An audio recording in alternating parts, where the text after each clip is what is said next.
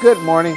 Today on Spotlight, your first look at a new journalistic coalition, the Detroit Hispanic Media Group.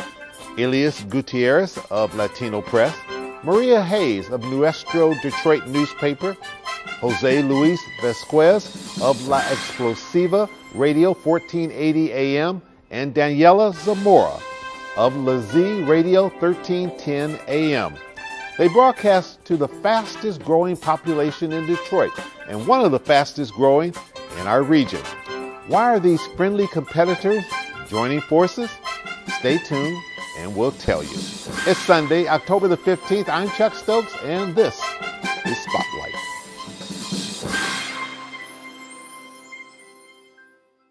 And welcome to Spotlight as we kick off a roundtable discussion today with the Detroit Hispanic Media and the members of it, and talk about Detroit, Southwest Detroit, and a whole lot of issues that are involved. Welcome to Spotlight. Thank you, Chuck. It's so good having all of you. Thanks. Thank you for having us. It's our pleasure. Elias, I'm going to start with you since you've been here before. Yeah. And I know you've been involved with the New Michigan Media. Yeah. Now we have the Detroit Hispanic Media. What is that? Detroit Hispanic Media somewhat target Hispanic, Southwest Detroit or Metro Detroit Hispanic people for working together and many issues coming in the last year. Our community. So this really just came together the last year or so, this coalition? The idea, and now Detroit Hispanic Media, we start around May for make agenda and do more help for our people. Okay. I want each of you to talk a little bit about the organization that you represent and your thoughts about being part of this new coalition. Maria? Okay, my business is Nuestro Detroit Newspaper, and we've been in business for more than 12 years. And right now we feel the need to start working together with our media partners, just trying to target some issues that our community is confronting at this time. And your circulation is mainly Southeast Michigan? Yes, we go to different cities. We go to, of course, Southwest Detroit, but we also go downriver. We go to Ypsilanti, to Ann Arbor. That's our. Okay. Jose? Jose Luis Vasquez from La Explosiva, 1480 AM. Yeah, I'm very happy because we all working together to reach all our community in Spanish and to keep everybody really informed about what happened around the United States, you know. All right. Daniela? Hi, Chuck. Thank you. Hi. La Zeta 1310 AM is a 24-hour full signal Spanish program station. We are regional Mexican format, and we do a mixture of all the genres that entail the regional Mexican format, including banda, norteño, corridos. And we also have a nationally recognized morning show. So we reconstructed the towers in 2015 and launched last year. That's the newest addition to the Zamora family brand. My father started the business, and he has owned and operates a few nightclubs and radio stations throughout the U.S. All right, very good. So it's safe to say that all of you were sort of doing your own thing separately and very well, but then said, you know what, there's power in numbers, there's power in partnering together, especially given the fact that there's so many different issues that are particularly affecting the Hispanic community, correct? Sure, yeah. We working good in the community, but together we working stronger. Have a bigger voice. Boys, we're looking for more representation and political too, and so we have a plan in the future for doing more things together. Overall objective, what do you hope, say we get together a year from now, 2 years from now, what do you want to have accomplished? Well, to keep everybody real informed about what happened around the country and, you know, the immigration laws and whatever they need about the help to live okay, work and everything, you know. Okay, all right. I think our goal is to work with other nonprofits, you know, local government, just to really distribute the education and the resources that are out there and educate our fellow community members. We've really tried, everybody has operated independently for many, many years, and we just found that it's the right time to kind of all unite, to set the competition aside. It's never really been done before, uniting all the media outlets, and we really just want to pool our resources together to create a positive impact in our community. Okay, you and Jose are both in radio. Correct. Different radio stations. Correct. But I know enough about the radio, television, and newspaper business to know that there's competition within. So I want you to talk about that in just a second. We're going to take a break first, and then the two of you are in newspaper, fighting for the same readers, I would presume, and want to talk a little bit about that. Sure. So think about it. We're going to take a break, and we'll hurry right back to pick up on that conversation. Stay with us.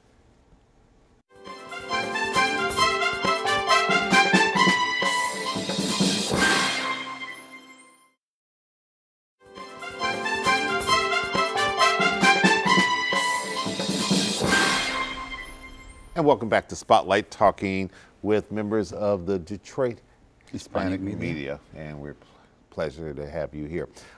Before we went to the break, I teased the fact that this is a competitive industry, whether it's newspaper, it's television, it's radio.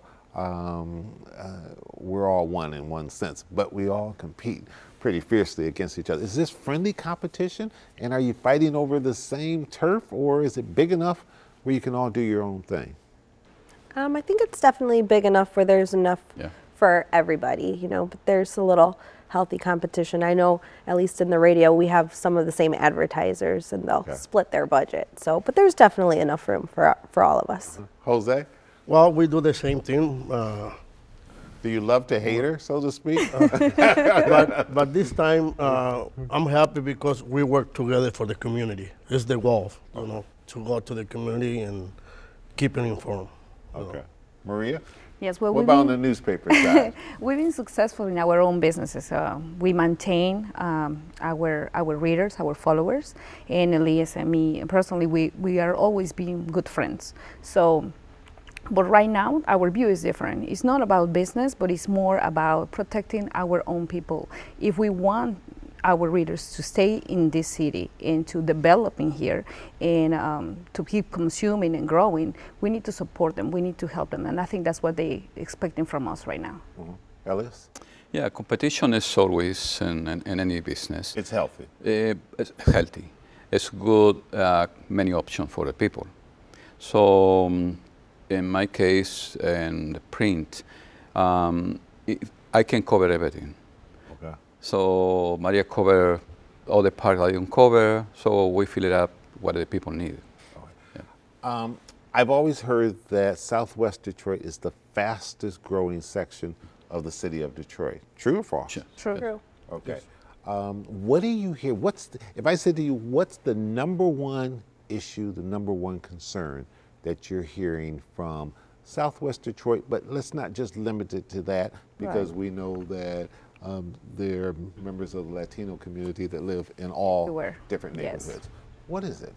I think that what I can see is a lot of anxiety among us. Why? Because immigration reforms, because the political state right now in the whole nation. Would you all agree that immigration, the number one issue right now? Absolutely. Definitely. Yeah. Yes. Immigration affecting not only Hispanic community, Arabic community, and another community, Yemeni community. So immigration is national issue now. Jose and Daniela, how is that fear manifesting itself on a day-to-day basis within the community? I mean, I think you see it from a business level. You see that there's less activities. People are, like Maria said, there's a lot of anxiety and fear. You know, there's not as much bustle. You know, on the weekends, you just kind of go out to do, you know, to do what you have to do, but you're not out and about to where we used to see, you know, everybody was out on the weekends or in the evenings. Is that because people are fearful that they may be picked up by immigration? Absolutely. Yeah, absolutely. Yeah. We both do it event, Latin event, live music, And we now have like less than 50% people than before. Yeah. Really? Attended. How are you making your voice heard on issues like DACA with the new administration in Washington, as well as Governor Snyder's administration and the legislature in Lansing? Well, Do you call the politicians in? Do you go lobby in Washington and Lansing? Do you talk about it on radio and television? Do editorials, opinions? Sure. Yeah, we're talking with other organizations, nonprofit and government, and we're talking with DJC, for example, collaborative journalists, New Michigan Media, and we start talking with other organizations for working together in this situation. In Michigan, we have many jobs, and we lost many people for, and we need people now for work. So this is one idea is teach the people understand we need this immigrant to stay in this state. We need people in the state. It's many jobs, and right now, and it's hard for found people now. All right, let's take another break. When we come back, let's pick up talking about jobs because I know enough about the community to know that business is very important to it and all different types of businesses, but we're also a border city, and we want to talk about how that plays into all of this. We'll be right back. Stay with us.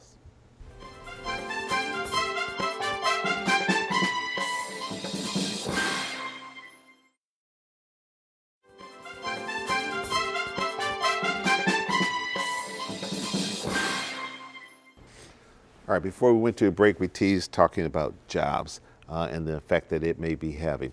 We're a border city. Trade, they're in the middle of renegotiating NAFTA, having those conversations.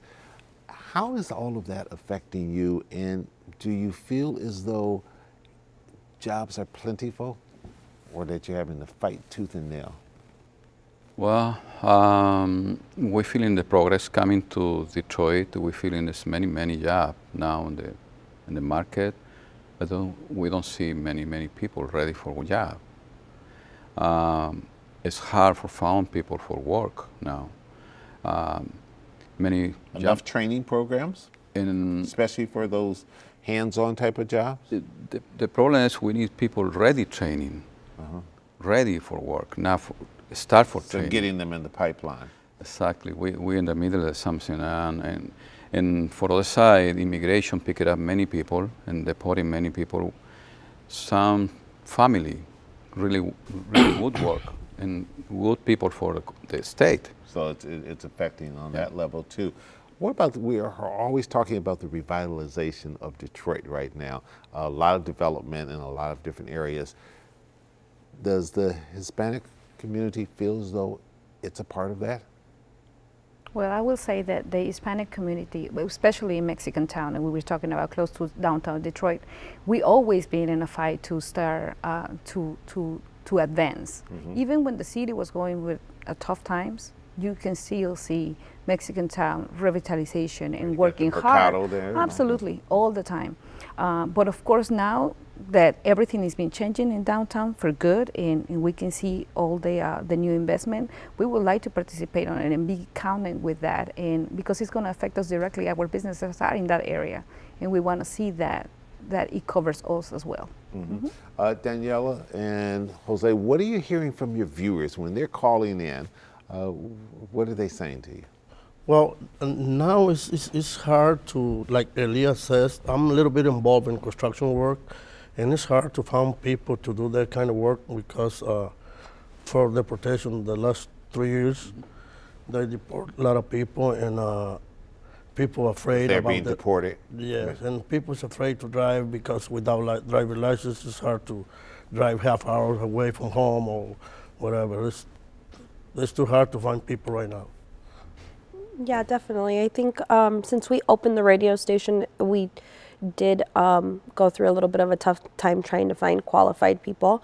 You know, and there just wasn't a lot out there for our industry. But actually, we started looking outside of the state, and even there, it was difficult to get people to consider to come to Detroit. Is there still a lot of anxiety over the bridge being built between Canada and the United States? It certainly has been a controversial issue for years, whether it's the environmental cleanup or what effect it's going to have in terms of the neighborhoods and cutting through some of the neighborhoods. Well, I know the progress bring issues, and we have many issues for contamination in the area. Many schools have issues, and which is a unresolved issue with our community.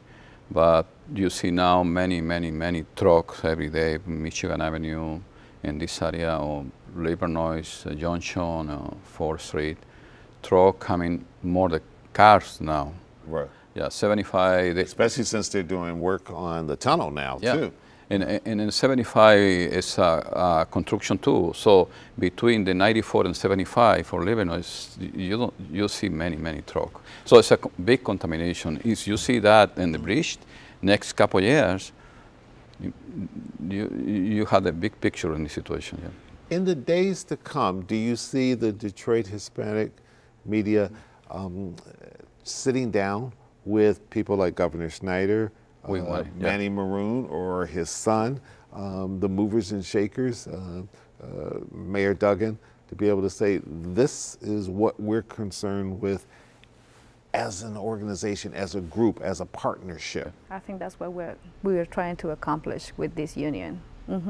We don't think that we have the power if we work individually, but if we're working together, for sure. Right, very good. Definitely. Collectively, between all of our outlets, we reach approximately 280,000 residents living throughout Michigan and even into Ohio. So I think there's definitely strength in number working together. Jose, feel the same? That's true. That's true. Like Maria says, if we work together, we want to be able to reach everybody. Okay, all right. We need to take a quick break. When we come back, I want a quick final segment, and I want to talk a little bit about the wall. We'll be right back. Stay with us.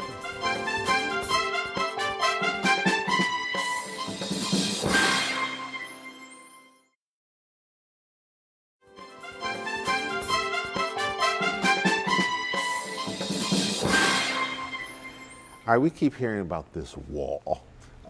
Will this wall between the United States and Mexico, will it ever be built? And do you all feel as though that's a good, legitimate issue for the United States and the administration to be discussing? Or is this fake news, or is this preposterous? Just your individual thoughts. What are you hearing? Wow, that's a really sad thought. I think the wall, besides that, it's not only in the border that they trying to build it, but they build it in our communities as well. You can feel the separation now. That's when you feel the anxiety, that's when you feel like the discrimination, and that's when you feel attacked and you don't feel like part of this community anymore. That is a sad topic for our community. America has always been considered as a country that you come to and there's freedom and you can reach for your highest aspirations. Are you feeling that now? Are you feeling and talking with people who may not have moved here yet, feeling like, nah, we don't want to come to America now because America is changing? Or is that too much fear? Well, I didn't hear any about it, but the wall is not going to fix anything, I believe, because the people is going to keep coming for work. They're looking for work, but if we... You feel the wall can't stop it. Right. But they're right. They have to fix laws about come legal, but this only political about the wall. The wall is not going to fix nothing. They're going to spend money for nothing, you know. Do you, if there is ever a wall built, the full wall, do you see Mexico paying for that wall? No.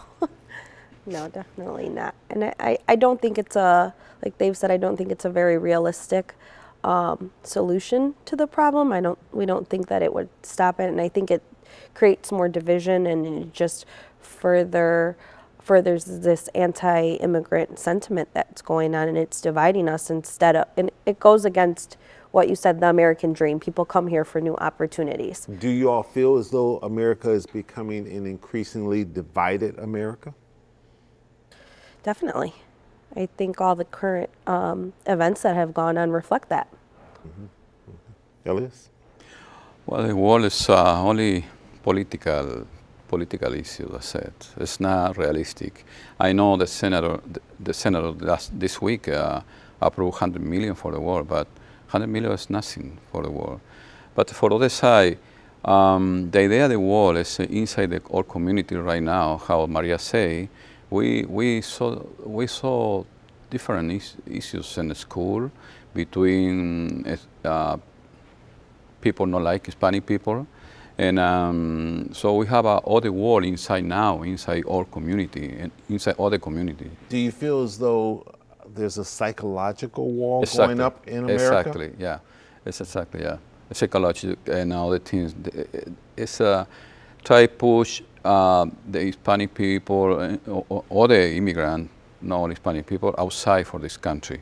And you say before, this country is the dream for many, many people in the world.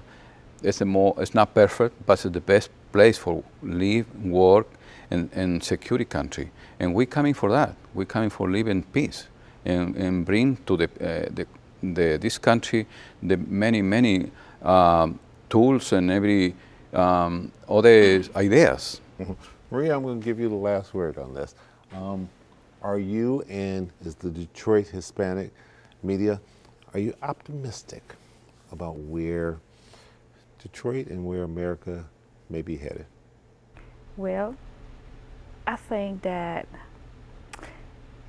it's a lot of adversity in just the full country in many topics for us, but I'm optimistic in our association because I think that it makes us proactive and the union and start working. That's what is going to make the difference in this situation.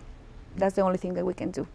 All right. Do you all feel as though a year ago, 2 years ago, that this coalition might not have come together, but that things have changed enough in America that it made you all, even though you have your individual businesses, say, we can do that, but we also have to work together as a team? That's right. Definitely. That's right. You know, this is an immigrant country, and if we work together, we're going to keep working. All right, very good. All right. I lied when I said I was going to give you the last word. Jose got the last word. Daniela, Jose, Maria, Elias, thank you so much for joining us today on Thanks Spotlight. for the invitation. Thank you. And we want to thank you at home for joining us. I'm Chuck Stokes. We'll be back next week with more Newsmakers in the Spotlight. We hope you have a great week.